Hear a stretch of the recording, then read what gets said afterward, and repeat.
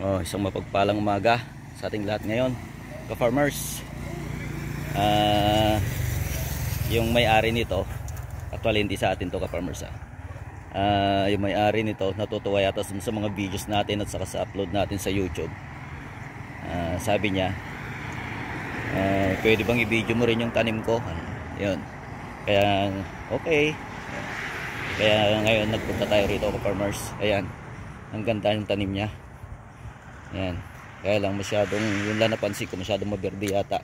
Kaya medyo mas na ano to, medyo na delay yung pagbunga niya. Hindi katulad yung nandun, may mga partir na malalaki na yung bunga.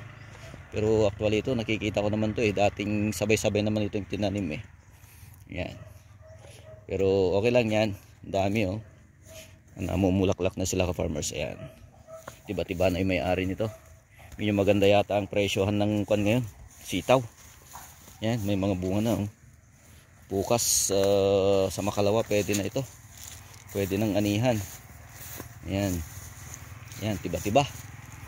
Yan, ka-farmers. Hindi ko alam yung kwan nito, pero yung sabi ng may-ari, madalas daw siyang magkuha ng kwan sa online.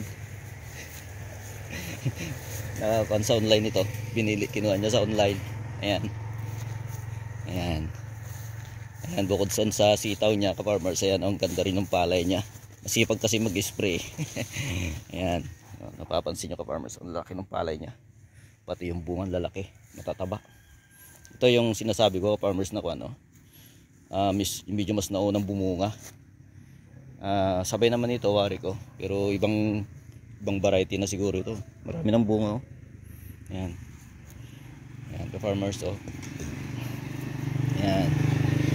Ang presyohan yata ng sitaw ngayon is wholesale nasa 50. Yan, 50. Siguro pagka natiba-tiba rin ito, nito siguro mga 10 kilo. Ayan, hanggang dun sa may dulo dun. 10 kilo araw-araw, 500 wholesale. Pag nakabenta pa ng retail, ayan, papatak din na 600. Pero ito karamihan ng binebenta nila sa kwan dito sa mga tao lang.